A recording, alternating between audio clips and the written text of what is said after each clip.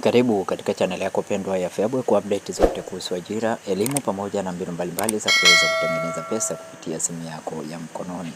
Katika video hii ya leo tutakwenda kuangalia taarifa kutoka Baraza la Mitihani Zanzibar kuhusu matokeo ya darasa la 4 na kidato cha pili 2025.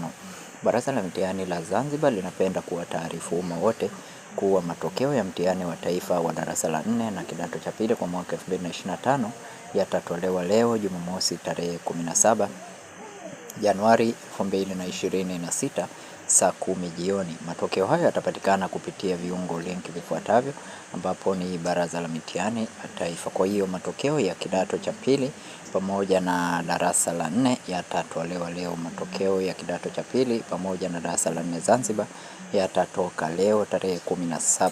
Kwa hiyo jinsi ya kuweza kuangalia ni hapa, utaweza kuyaona matokeo hayo hapa katika website hii ya Baraza la Mitihani la Zanzibar.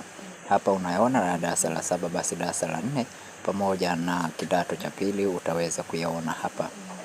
Unachotakiwa kufanya ni kusubscribe katika channel hii ya Feaboy ili kuweza kupata matokeo haya kwa haraka zaidi. Asante na karibu.